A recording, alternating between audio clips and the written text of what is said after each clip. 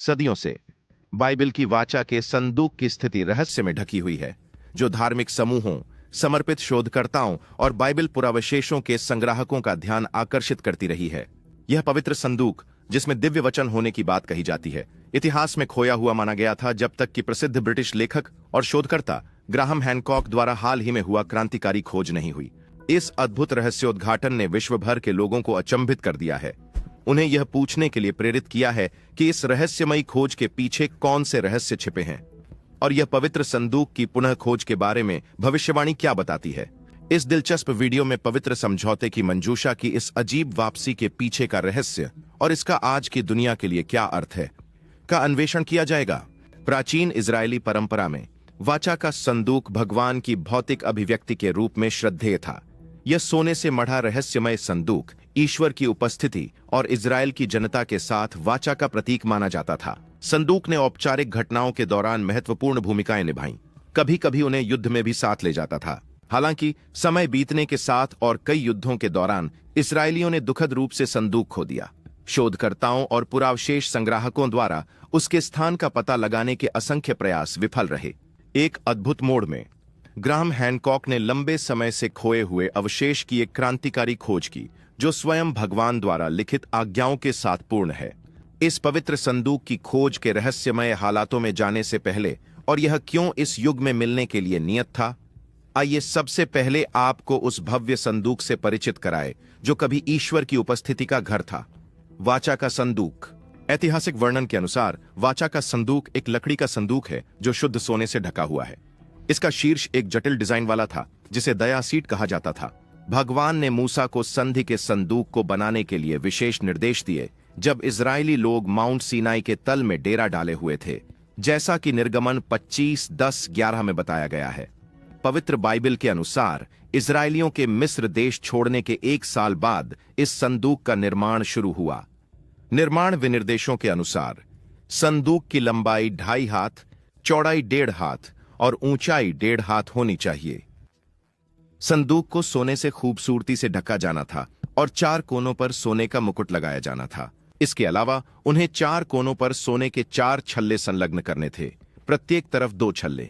इन छल्लों में सोने की परत चढ़ाई गई बबूल की लकड़ी के डंडे डालने थे ताकि संदूक को उठाया जा सके, इस बात पर जोर देते हुए कि उन्हें किसी भी परिस्थिति में निकाला नहीं जाएगा।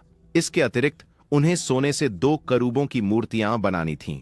ये 2 सुनहरी विष्णुदूत बनाए गए और इन्हें संदूक के ढक्कन पर इस तरह रखा गया कि वे एक दूसरे की ओर मुंह करके अपने चौड़े पंख ऊपर फैलाए हुए थे।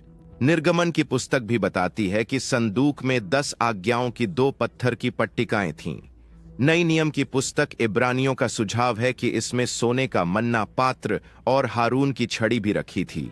बेजलेल, एक व्यक्ति जो परमेश्वर की आत्मा से भरा हुआ था, को वाचा का संदूक और मंडप के अंदर के अन्य सामान बनाने के लिए चुना गया था।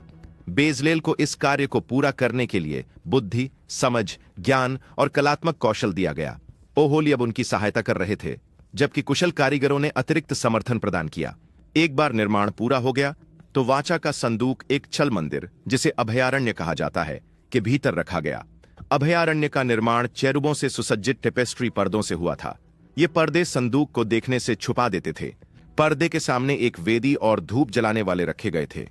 हारून और उसके पुत्र सुबह और सूर्यास्त के समय विभिन्न पदार्थों से धूप जलाने के लिए उत्तरदायी थे, जिससे सुगंधित भेंट चढ़ाई जाती थी। तंबू 2 कमरों से बना था।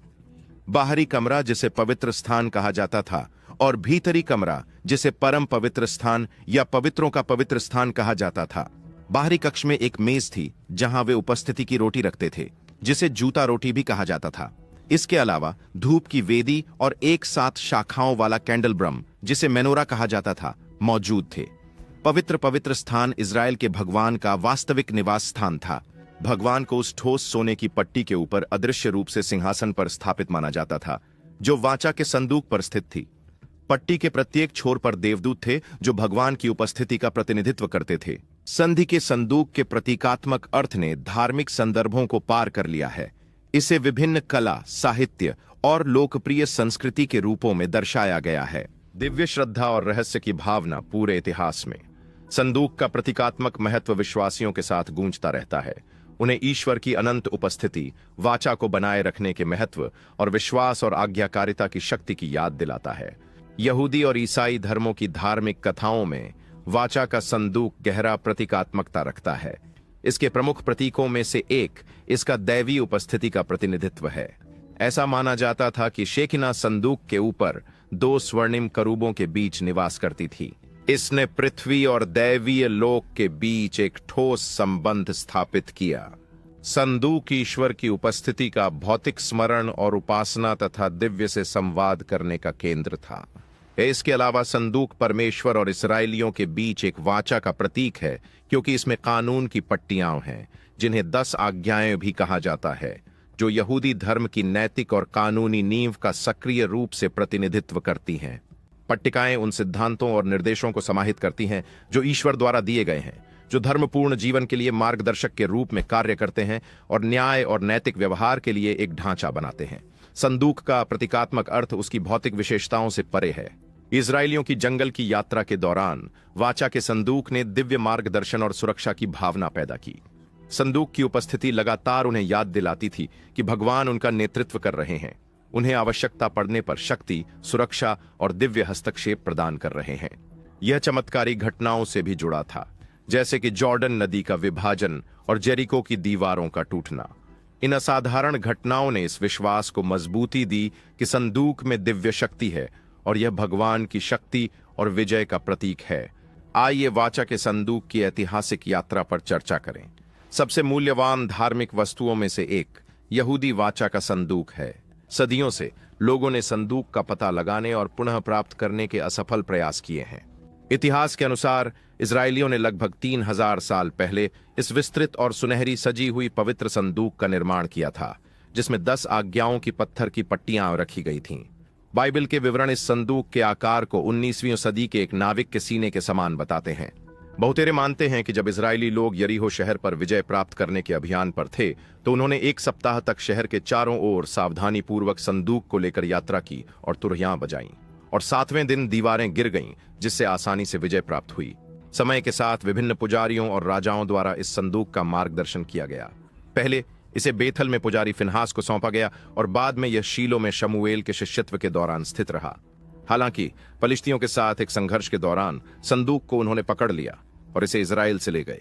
चौंकाने वाली बात यह है कि अपनी सभी आशीर्वादों के लिए प्रसिद्ध यह संदूक, जहां भी फलिश्तियों ने इसे ले जाया, वहां यह त्रासद घटनाएं लाई, जिनमें इसके देखभाल करने वालों की मृत्यु और दुर्भाग्य शामिल थे।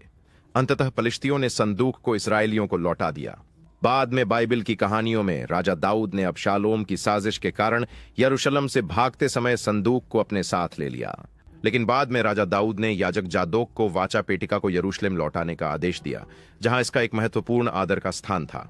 8वीं और 7वीं शताब्दी ईसा पूर्व के दौरान पुरातात्विक साक्ष्य किरेटियत हारिम में उल्लेखनीय धर्म संबंधी गतिविधि का संकेत देते हैं, जो संभवतः उत्तरी राज्य से जुड़ी हो सकती है। यह महत्वपूर्ण है क्योंकि यह उस समय हुआ जब यह माना जाता था कि संदूक को यरूशलेम से हटा दिया गया था। विद्वान मानते हैं कि संदूक की कहानी 8वीं शताब्दी में स्वतंत्र रूप से एक पाठ में निर्मित की गई थी, जिसे संदूक कथा कहा जाता है। इस कथा को मुख्य बाइबल ब्यौरे में बेबीलोन निर्वासन से पहले शामिल किया गया था, जिसने इजरायलियों के इतिहास और धार्मिक परंपरा में संदूक की केंद्रीय भूमिका को और मजबूत किया। इतिहास भर में वाचा का संदूक परमेश्वर की उपस्थिति और धार्मिक श्रद्धा का एक शक्तिशाली प्रतीक बना रहा।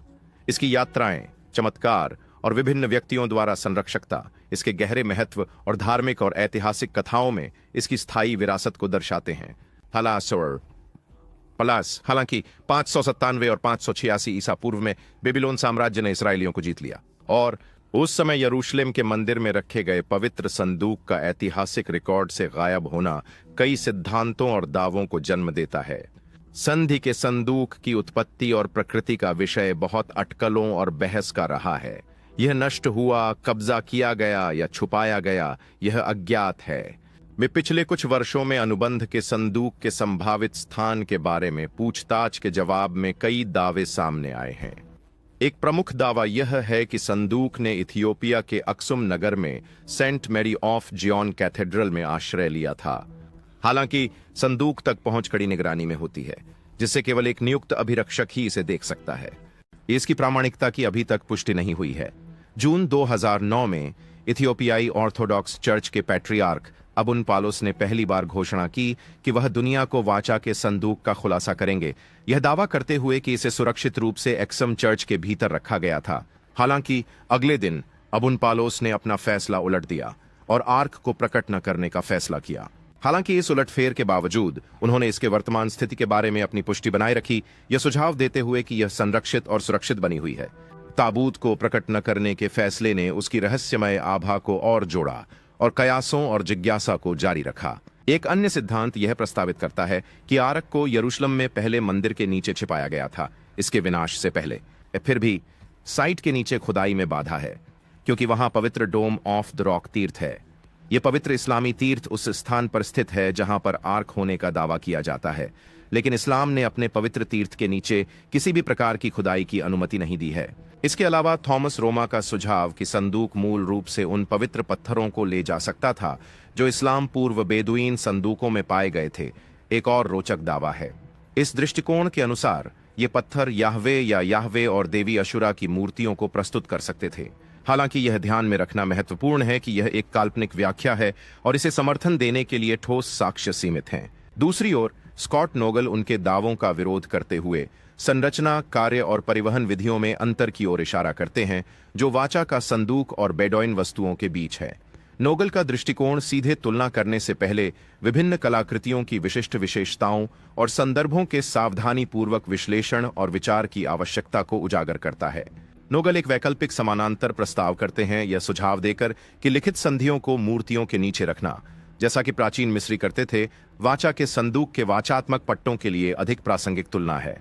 यह दृष्टिकोण प्राचीन मिस्र की सांस्कृतिक और ऐतिहासिक पृष्ठभूमि और प्रथाओं पर जोर देता है, जिससे यह संभावना होती है कि संदूक की वाचा संबंधी पट्टिकाओं और अन्य प्राचीन सभ्यताओं की समान प्रथाओं के बीच एक संबंध हो सकता है।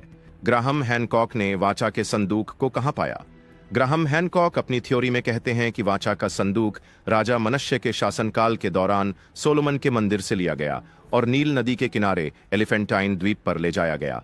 उन्होंने आगे निष्कर्ष निकाला कि अंततः आर्क इथियोपिया के अक्सुम में सेंट मैरी जायन के चर्च में ठहर गया। हैनकॉक अपने सिद्धांत का समर्थन करते हुए एलिफेंटाइन द्वीप पर एक मंदिर के पुरातात्विक सबूत और एलिफेंटाइन पपीरी की खोज की ओर इशारा करते हैं, जिसे वे द्वीप पर संदूक की उपस्थिति के संकेत के रूप में व्याख्या करते हैं। हैनकॉक के सिद्धांत को उन विद्वानों से आलोचना का सामना करना पड़ा है जो इसके प्रमाणों और विश्वसनीयता पर सवाल उठाते हैं और कुछ इसे पूरी तरह से खारिज कर देते हैं। आलोचकों का तर्क है कि ग्राहम हैनकॉक के सिद्धांत मुख्यधारा के शैक्षणिक सहमति से बाहर हैं, जबकि वह रोचक विचार प्रस्तुत करते हैं और पुरातात्विक निष्कर्षों के बीच संबंध बनाते हैं। विद्वान उनके व्याख्याओं और निष्कर्षों को सार्वभौमिक रूप से स्वीकार नहीं करते। इसके अतिरिक्त इथियोपियाई यहूदी संधिवाचा की इथियोपिया में आगमन के विषय में एक अलग विश्वास रखते हैं। उनकी परंपरा के अनुसार राजा सोलोमन के शासनकाल के दौरान शबा की रानी के पुत्र मेनेलिक ने दैवीय सहायता से यरूशलेम से संधिवाचा को इथियोपिया ले लिया। ऐसा माना जाता है कि वयस्क होने पर मेनेलिक अपनी मां से मिलने के लिए लौट गए और असली पवित्र संदूक को अपने साथ ले गए। इसके विपरीत एक नकली संदूक यरूशलेम के मंदिर में पीछे छोड़ दिया गया। हालांकि हैनकॉक इस पारंपरिक सिद्धांत को खारिज करते हैं, यह कहते हुए कि प्राचीन यरूशलेम की प्रसिद्ध यात्रा के लगभग 500 वर्षों बाद ही संदूक इथियोपिया पहुंची। हैनकॉक के सिद्धांत को टोरंटो विश्वविद्यालय के पुरातत्वविद जॉन हॉलिडे जैसे पेशेवरों ने खारिज कर दिया है, जो हैनकॉक के सिद्धांत को कूड़ा और बकवास बताते हैं। ये कड़े शब्द उनके संदेह और हैनकॉक के दावों की वैधता में विश्वास की कमी को दर्शाते हैं। इसके अलावा एडवर्ड उहलेंडोर्फ, जो लंदन विश्वविद्यालय में इथियोपियाई अध्ययन के पूर्व प्रोफेसर हैं, हैनकॉक की पुस्तक पर निराशा व्यक्त करते हैं।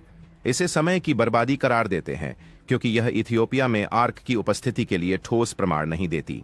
उहलेंडोर्फ की आलोचना हैनकॉक द्वारा प्रस्तुत पर्याप्त सहायक साक्ष्य की कमी की ओर इशारा करती है। हैनकॉक के सिद्धांत के चारों ओर आलोचनाओं और विवादों के बावजूद उनकी पुस्तक इथियोपिया में वाचा के संदूक का दस्तावेजीकरण होने का दावा करती है। इस दावे का समर्थन करने के लिए स्थानीय इथियोपियाई यहूदी समुदाय भी दावा करता है कि संदूक मेरी सिययोन चर्च में स्थित है, जो छोटे कस्बे अक्सूम में स्थित है। किंवदंती है कि एक समर्पित साधु को असली वाचा का संदूक की रक्षा का कार्य सौंपा गया है और उसने अपना जीवन इस पवित्र कार्य को समर्पित कर दिया है। संदूक तक पहुंच सख्त रूप से प्रतिबंधित है, यहां तक कि राजाओं के लिए भी।